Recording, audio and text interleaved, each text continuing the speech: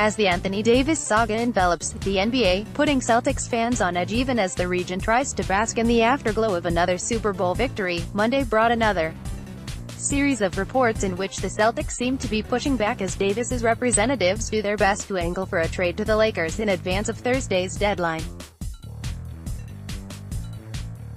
All of which leads to the big question of the week: will the Pelicans remain patient in the quest for the best deal, or will the Celtics get frozen out with a move before the deadline?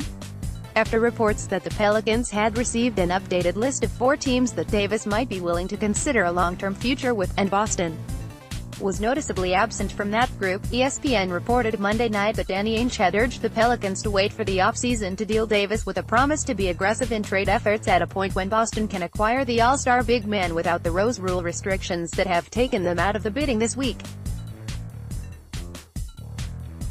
With rumors and reports emerging from all corners, it's going to be a slow crawl to Thursday's 3 p.m. deadline. Forsberg, does Gordon Hayward deserve more patience? ESPN reported Monday that the Pelicans were informed that, in addition to the Lakers, there were 3 other teams that Davis would consider a long-term stay with in a deal: the Clippers, Bucks, and Knicks. Should Boston fans be concerned that, on the heels of Anthony Davis Sr.'s comments about how he doesn't want his son to play in Boston due to the team's lack of loyalty to Isaiah Thomas, the Celtics were omitted from the most recent lists? Probably not. It should come as no surprise that a player that's eager to find a new home isn't pushing to be relocated to the one team that can't trade for him until July.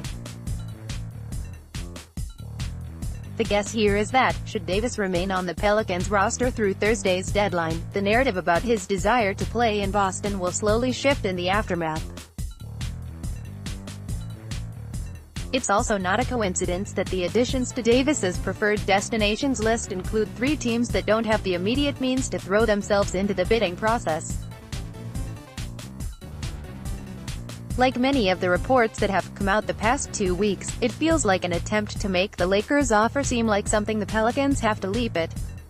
But there's reason to wonder if the Pelicans can do better, particularly by waiting for the Celtics to get involved. Will a wildcard team emerge with a late offer? Can the Pelicans resist the Lakers' persistent pursuit? Blakely, can the Celtics follow the Patriots' lead? If nothing else, the Celtics appear to be doing everything they can to give New Orleans the peace of mind they might need to exercise patience. ESPN reported Monday that the Celtics plan to pursue Davis this summer regardless of Kyrie Irving's future, but that Boston remains confident Irving will follow through with his preseason declaration to re-sign here. This seems to be Boston pushing back on the notion that Irving has had a change of heart while eliminating concern by suggesting any pursuit of Davis is not necessarily tied to Irving's future. A Boston-Los Angeles tug-of-war is emerging for Davis's services, which is appropriate in the aftermath of the World Series and Super Bowl. The reports are unlikely to slow down before Thursday. Adding to the drama, the Lakers come to Boston later this week and the 2 rivals clash just hours after the deadline passes. Chalk up a win for the NBA schedule makers. Click here to download the new My Teams app by NBC Sports. Receive comprehensive coverage of your teams and stream the Celtics easily on your device.